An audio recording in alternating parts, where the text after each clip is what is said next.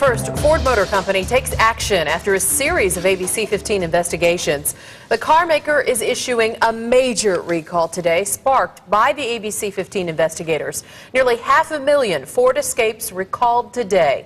Thanks for choosing us. I'm Katie Ramble. And I'm Steve Irvin. They were recalled for the issue the ABC15 investigators have been exposing in a series of reports. And Joe Ducey now has the latest involving this major development. Yeah, it is a big development today. Kind of a surprise, I think, for a lot of people. For months, we've been showing you escapes that have accelerated and crashed around the country and how auto safety advocates have pushed for a recall. But tonight, some now say Ford isn't doing enough.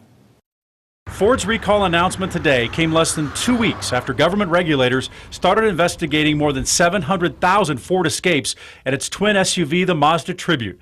Ford is recalling nearly 500,000 2001 to 2004 V6 Escapes for a possible stuck throttle problem when the speed control cable gets stuck on the engine cover, leaving the car accelerating at high speeds. We found incidents that go back 7 years.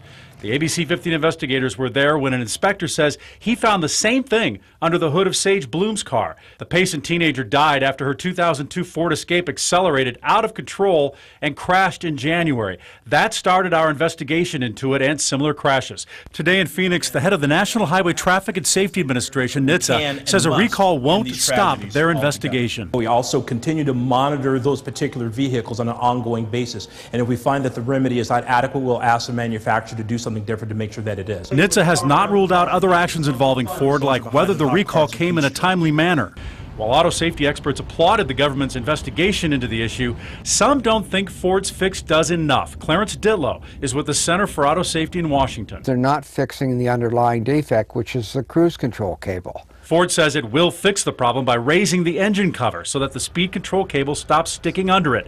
But Ditlow and others say the speed control cable itself is the issue and needs to be replaced. They're trying to avoid a civil penalty being imposed by the National Highway Traffic Safety Administration for not recalling the vehicles in 2005. Ditlow is pushing NHTSA to fine Ford for not issuing a recall on the cable back in 2005 when he says this document shows they knew about it. Now, if you have an acceleration issue with any car, put the car in neutral and guide to safety. That's what experts say works.